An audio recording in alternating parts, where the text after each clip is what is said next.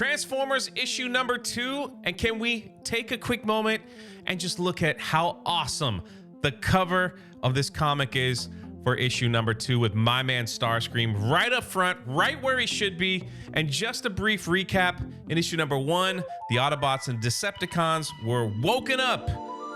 You know, they were crashed in Earth, in the Ark.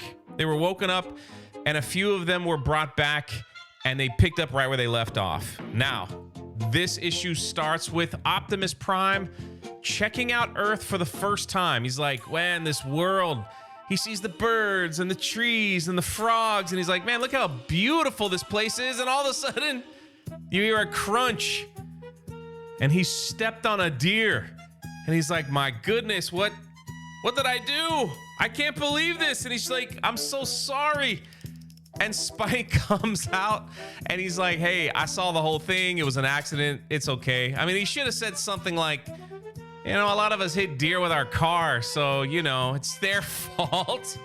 Why would a deer not run away when you see a giant, you know, robot heading your way? But Prime is like, I had no idea that your home was so fragile. I'm not used to that. Everywhere I'm from is metal. And we start to get a quick origin story of the Transformers. Many people not knowing what the Transformers are, where they're from. You know, Prime begins to explain exactly what's going on and where he's from. He's from a place called Cybertron. It's beautiful in its own harsh way. And he's like, there was peace on my planet for as long as I could remember, for a millennia. But then, because of greed and power, a war started.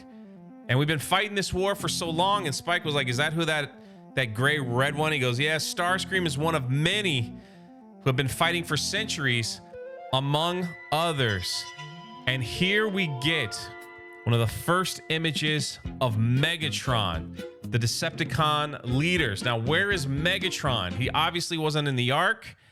A little spoiler, but maybe not so much. And I'll have to cover it when I start covering the G.I. Joe comics. But first, we're going to catch up on the Transformers. So we're going to go straight to the current issue, and then I'll catch up on G.I. Joe and Destro and Duke and all the others. We're gonna do it all. All right, so stay tuned. But he remembers, he goes back, and he's like, we were losing the battle, you know, and we were gonna leave our home planet to try to regroup. But yeah, the most powerful one, Megatron, you know, he started to fight, and the last thing I remembered was seeing your planet right before we entered its atmosphere, and then everything went dark. Now, Megatron was picked up by Cobra. There's your little spoiler. So he's been tied up by Cobra, yes, from G.I. Joe. So you're starting to see, like, we're all in the same world here, in the same universe together. Now, that's a story for another time, but we'll get into it. And Optimus Prime thanks Spike for his help. He's like, if you didn't help me, I didn't know what would happen. While he's still like pondering on family and what just happened. And all of a sudden, we get Cliff Jumper. Cliff Jumper, who didn't get enough respect in the G1 cartoon way back when it was all about Bumblebee. But now, Cliff Jumper. And Prime is like, it's so good to see you, my friend. And he's like, what's going on? And before they can even talk, Cliff Jumper sees a human, and he's like, what the heck is that thing?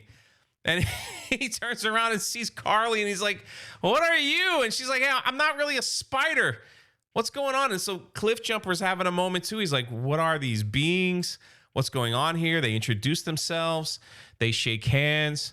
And then they go back to their hiding place where you could see the fallen brothers that haven't been brought back yet. And Optimus is talking to Ratchet saying, yo, what can we do? And he's like, we don't have enough Energon to bring everybody back, and it's going to take forever. And Prime's like, maybe take some of my Energon and Cliff Jumpers. Let's try to bring back a few more. And so they begin to explain what Energon is. Again, it's like an origin. Correct. It's gathered from natural resources, and it keeps us alive. It's like your food, you know, and this is what we need to bring back our brothers and sisters. We need a lot of it. So Prime's got to figure out how we get Energon to bring the rest back, how to defeat the Decepticons. All this stuff is going on in the second issue. So now we go back to where, remember the first issue where Starscream went to the electric plant and was getting charged up. The police have showed up, you know, and they're trying to explain to the police, my gosh, it was a flying plane. It was a robot that looked like the plane. And all of a sudden, while they're talking to the police, Skywarp just makes a landing right here. Boom! He's like, watch out, weaklings. It just lands on top of them along with the other Decepticons, you know? And Soundwave is like, rumble, begin construction of the energy transfer. And Starscream, of course, is like, what are you doing, man? We don't need anything else. What is this? Why didn't you explain it to me? And Soundwave is like, all right, look, this is gonna collect the energy that we need, you know? And while they're talking, the police are shooting at the Decepticons, and Starscream just stomps them out. You can see like a little hand there. They just get totally flattened.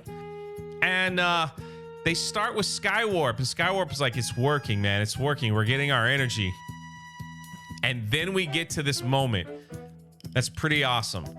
So you've got a fighter jet in the air, and they're like, we got to go find some bad guys. Let's see what's going on.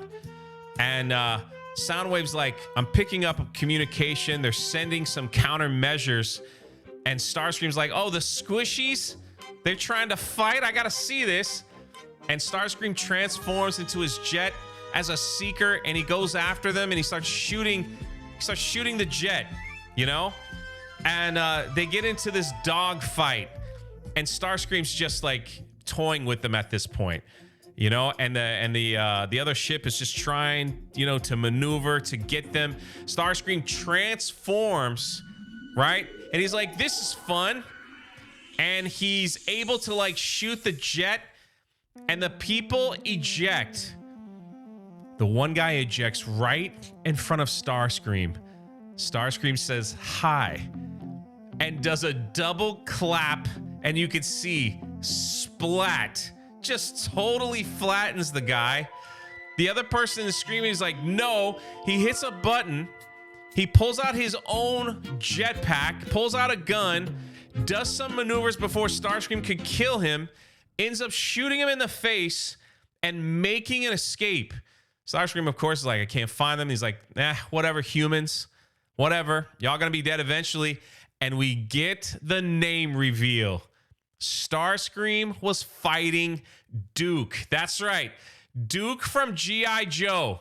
That's what's going on here. So we've got our first little combination of G.I. Joe and Transformers. It's freaking awesome, you know? And now we go back to Skywarp, and he's just toying with the humans. They're all calling him squishies, you know? And they're like, Soundwave's like, Skywarp, look out. This giant plane shows up, and they start running, and then that's it. We don't know what happened. We go back to Optimus Prime, and Prime is like, man, what's going on over there? And Spike's like, my gosh, it's the plant. That's where me and Carly's dad work. And Optimus Prime's like, dad? Like, what is that? Now Spike is getting upset. He's like, oh, something must have happened. You know, Cliffjumper looks out and says, man, it's the Decepticons. They're over there. And Spike's like, man, we've got to get over there. We've got to do something.